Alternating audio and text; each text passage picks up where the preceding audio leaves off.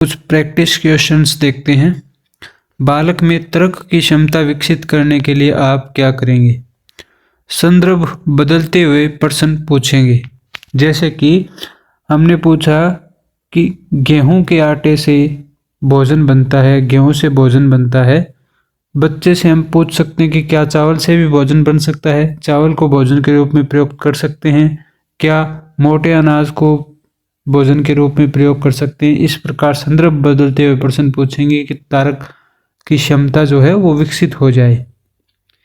व्यक्तित्व की संरचना के अंतर्गत गत्यात्मकता तथा सांस्कृतिक पक्ष का अध्ययन निम्न में से किस मनोवैज्ञानिक ने किया था? सिगमंड फ्रॉयड ने। बालकों में संज्ञानात्मक विकास की भिन्नता क्यों होती है? इनमें अंतरंग योग्यताएं भिन्न भिन्न होती है। पियाजे तथा ब्रूनर द्वारा बाल विकास को निम्न में से कितनी अवस्थाओं में विभाजित किया जाता है?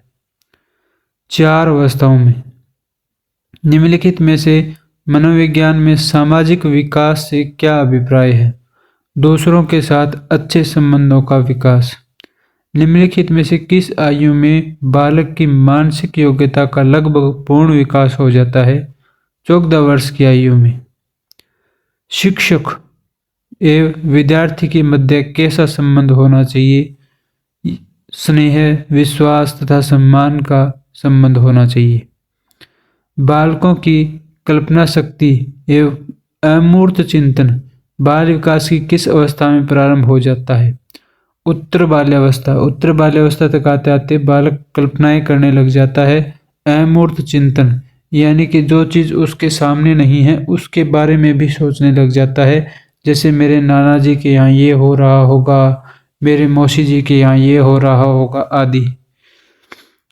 बालकों का सर्वाधिक उचित काल निम्न में से कौन सी अवस्था में होता है? जब वे विस्फोट और तनाव में होते हैं। किशोरावस्था। स्टैनली हेल ने यह कहा था कि किशोरावस्था तनाव और विस्फोट स्ट्रॉम का एज है। अच्छी आदतें डालने की शुरुआत कब करनी चाहिए? छोटी उम्र में ही।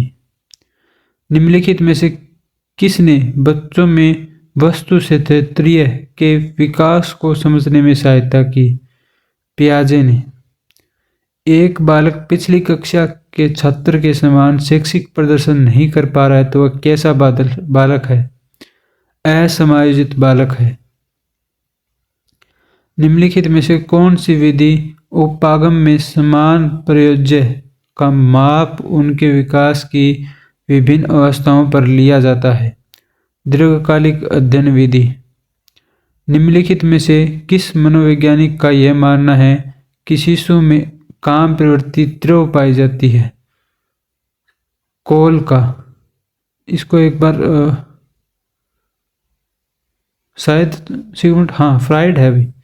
निम्नलिखित में से किस मनोवैज्ञानिक का यह मानना है कि शिशु में काम प्रवृत्ति तीव्र पाई जाती है? सिगमंड फ्राइड का। सिगमंड फ्राइड जो थे वो ऐसे साइकोलॉजिस्ट थे जिन्होंने इसी को ध्यान में रखते हुए अपना पूरा सिद्धांत दिया था। इन्होंने इडोपस और इलेक्ट्रा नामक 2 ग्रंथियों का जिक्र किया था जो कि विस्तार पूर्वक आपने पढ़ा ही होगा। पियाजे के अनुसार एक 8 वर्ष का बालक क्या कर सकता है? संरक्षणात्मक समस्या सीखना, यानी कि वह समझ लेता है कि बर्तन बदलने पर वस्तु की मात्रा का परिवर्तन नहीं होता। जालोट ने निम्न में से किसका परीक्षण किया? सामूहिक बुद्धि परीक्षण। निम्नलिखित में से कौन से सिद्धांत में बाल्यावस्था के अनुभव के विकासात्मक आयाम पर बल दिया गया? मनोविश्लेषणवाद। मानसिक द्वंद्व या संघर्ष का मुख्य कारण क्या है? इच्छा के प्रतिकूल परिस्थितियों से सामना होना, यानी कि जब बच्चा पहले से कुछ डिसाइड करके आया है परंतु उसके विपरीत कुछ घटित हो जाए तो उसके मन में द्वंद्व उत्पन्न हो जाता है, क्या करें क्या न करें। प्राथमिक आवश्यकताओं को और किस आवश्यकता से भी जाना जाता है? दैहिक आवश्यकताएं। समायोजन की निम्न में से कौन सी प्रक्रिया है? गतिशीलता। उम्मीद है ये प्रश्न उत्तर आपको अच्छी लगी होगी। अच्छी लगी तो लाइक करें, चैनल सब्सक्राइब करें। धन्यवाद।